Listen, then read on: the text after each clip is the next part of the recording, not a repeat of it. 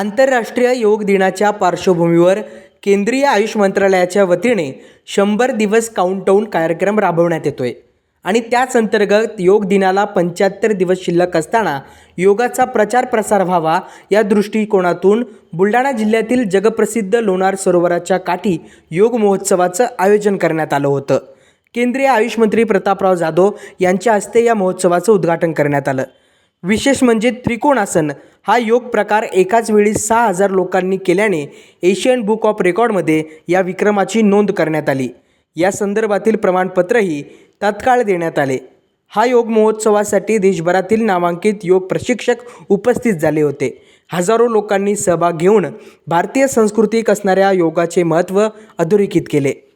यांच्या दूरदृष्टीपूर्ण नेतृत्वामुळे योगाला जागतिक स्तरावर अभूतपूर्व मान्यता मिळाली। त्यांच्या प्रयत्नामुळे 2014 साली संयुक्त राष्ट्र महासभेने 21 जून हा दिवस आंतरराष्ट्रीय योग दिन म्हणून घोषित केला आणि 2015 पासून जगभरात हा दिवस उत्साहाने साजरा केला जात आहे। आज 170 पेक्षा अधिक देशामध्ये लाखो लोक योगाभ्यास करून भारताच्या या प्राचीन ज्ञान परंपरेचा स्वीकार करत आहे।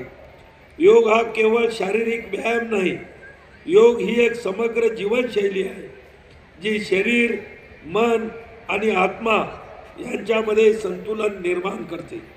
योग आपल्या मानसिक शांती, शारीरिक सुदृढता आणि सकारात्मक जीवनदृष्टी देतो। आजच्या वेगवान आणि तणावपूर्ण जीवनशैलीत योगाचे